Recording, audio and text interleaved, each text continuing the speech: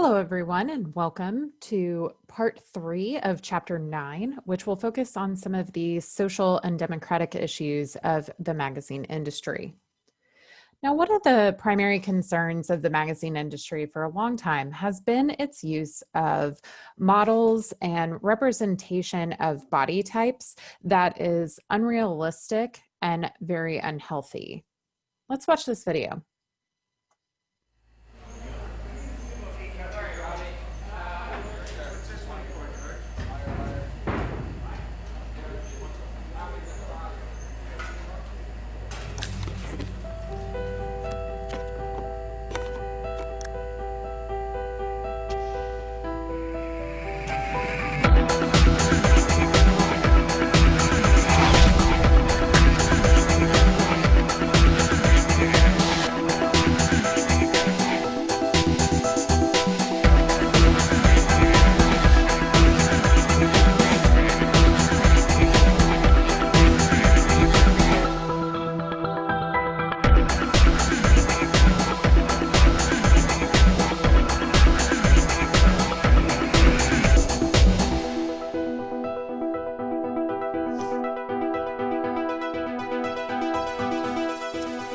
Now, as that video shows, the magazine industry has been particularly responsible or culpable in the use of unhealthy body images. The industry has really come under fire in recent years for using models that were not healthy, that promoted a very unrealistic and not really ideal body type for both men and women.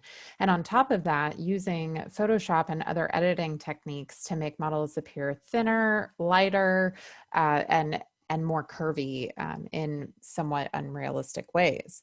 And this had great effects on body image for the rest of the population.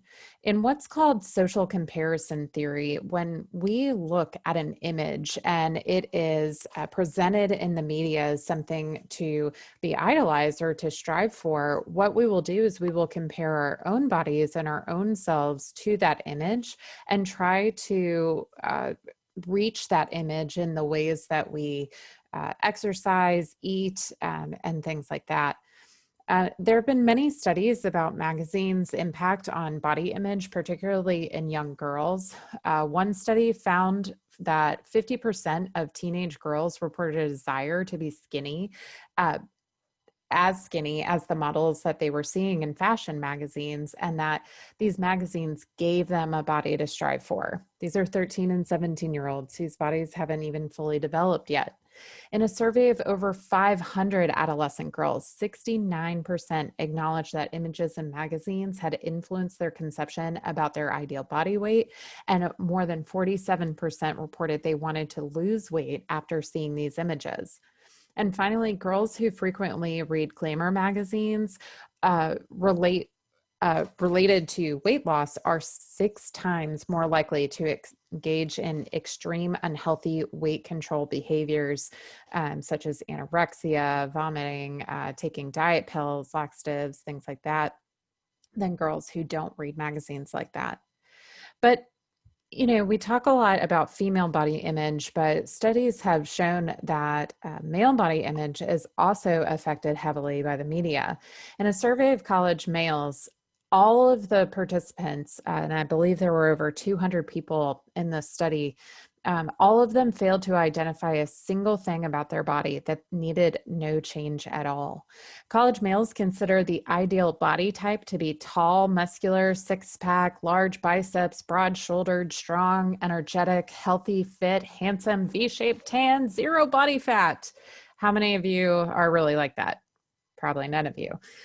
So it's this mesomorph idea that you just want to be this bulky G.I. Joe type figure. And this tends to affect minority males more, particularly Black males and those within the LGBTQ plus community. And it's really no wonder why, when men's health magazines that are promoted to being healthy, to staying fit, promote that mesomorph body type on their covers, even for minorities and even in Asian populations that have a very difficult time reaching that mesomorph body level. You can see that they are even trying to get some of those models to portray that in the ways that they flex and things like that. So body image affects males and females. So this is where it's important for us to use the critical process of media evaluation to talk about how these images can affect society. The first would be to describe, what are you seeing here? Women that all look pretty much the same, right? You can see the same type of posing, the same types of face structures, that deep low V cuts, a very sexualized image. You may notice that all of these women, while not all white in their ethnicity, are very light toned in these pictures. And that's unfortunately a large problem within the magazine industry.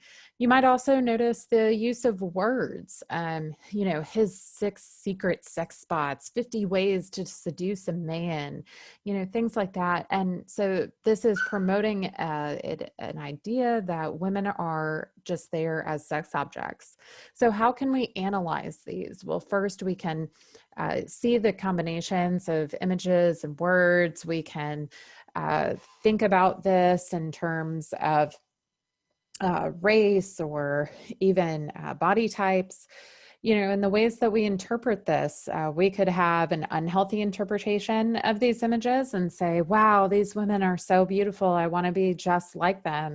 Or we could interpret them using a critical eye and say, most of these are photoshopped.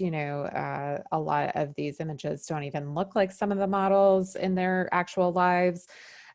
We could evaluate the ways that the industry has manipulated these images. We could evaluate whether we want this to be society's ideal image type.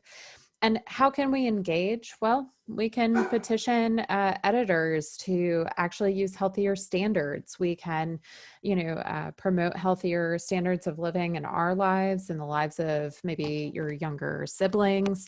And as you become media writers or even media consumers, ensuring that you're asking for images and representations that are closer to a realistic body type and ideal.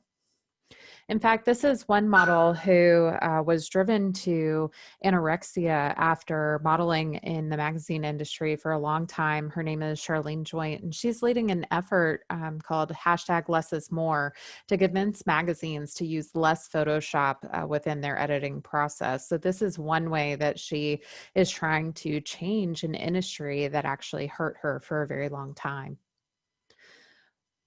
It's not just about body image, though. Magazines tend to portray certain stereotypes about people. You'll notice in a lot of the history lesson that I provided, the magazine images provided were very much about white, middle class, upper class life. And so while we have some groundbreaking moments in time, magazines were particularly driven to popular culture, and they are very whitewashed for the most part.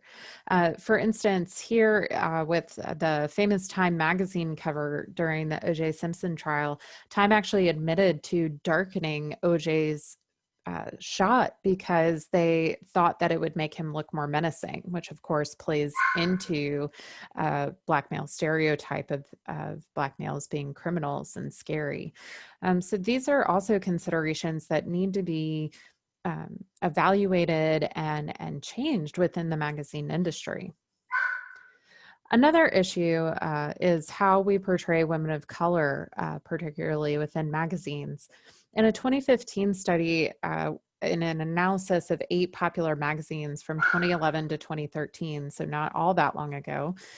This researcher studied over 278 magazine covers and found that in those covers, only 52 women of color were shown, and many of them were using the same women of color, such as Oprah, or Beyonce, things, people like that.